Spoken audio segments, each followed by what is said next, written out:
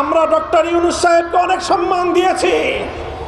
আমাদের পরিষ্কার কথা, আল্লাহর কোরআনের বিরুদ্ধে যদি অবস্থান নেন, তার সঙ্গে শেখ হাসিনার চেয়ে ভিন্ন কোন আচরণ আমরা করব না।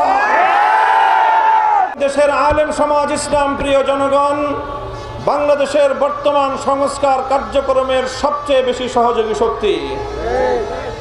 কিন্তু দুঃখ এবং ভারাক্রান্ত হৃদয় নিয়ে বলতে হয়, বিগত 19 এপ্রিল নারী বিষয়ক সংস্কার কমিশন যেই প্রস্তাবনা উপস্থাপন করেছে, এটা দেখে আমরা স্বাগত জানাবো তো দূরের কথা, বাংলাদেশের আলেম সমাজ এবং ইসলাম প্রিয় জনতা আমরা স্তম্ভিত হয়ে পড়েছি।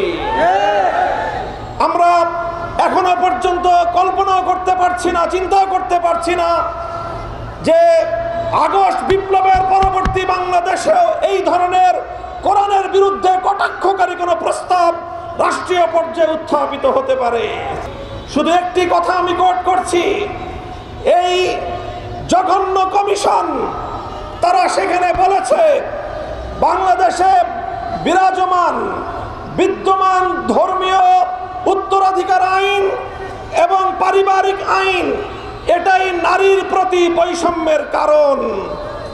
অর্থাৎ ভিন্ন ভাষায় বলতে গেলে তারা বাংলাদেশে নারীর প্রতি বৈষম্যের জন্য কোরআনের আইনকে এবং ইসলামের আইনকে সবচেয়ে বেশি দায়ী বলে সাব্যস্ত করেছে।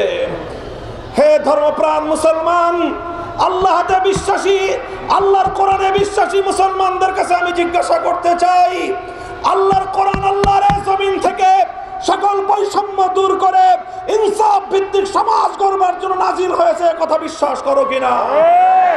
যদি তোমরা এটা বিশ্বাস করে থাকো, তোমাদের ধর্মীয় বিশ্বাসের প্রতি চরম বৃদ্ধাঙ্গুলি প্রদর্শন করে যে ধৃষ্টতা প্রদর্শন করা হয়েছে, এটা আমরা বরদাস্ত করতে প্রস্তুত নই।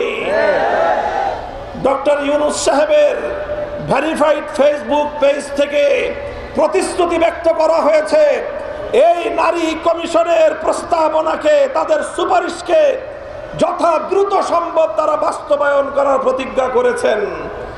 এই প্রতিজ্ঞা করার পর অর্থাৎ তারা আল্লাহর কোরআনের আইনকে, যতটুকু আইন পারিবারিক এবং উত্তরাধিকার আইনের মধ্যে এখনো বিদ্যমান রয়েছে, সেটাকে নাকি বাংলাদেশ থেকে উৎখাত করবেন, এই প্রতিশ্রুতি দিয়েছেন, এই অঙ্গীকার করেছেন ডক্টর ইউনূস সাহেব। এরপরে ইউনূস সাহেবের বিরুদ্ধে কড়া কথা বললে অনেকের নাকি কষ্ট লাগে। আমরা ডক্টর ইউনূস সাহেবকে অনেক সম্মান দিয়েছি। আমাদের পরিষ্কার কথা, আল্লাহর কোরআনের বিরুদ্ধে যদি অবস্থান নেন, তার সঙ্গে শেখ হাসিনার চেয়ে ভিন্ন কোন আচরণ আমরা করব না। আমরা পরিষ্কার আলটিমেটাম ঘোষণা করেছি, আগামী 3 তারিখের পূর্বে বিতর্কিত নারী কমিশনের প্রস্তাবনা প্রত্যাহার করে এই কমিশন যদি বাতিল না করা হয়, সোহরাওয়ার্দী উদ্যান থেকে পরবর্তী কর্মসূচি ঘোষণা করতে বাধ্য হবে হেফাজতে ইসলাম।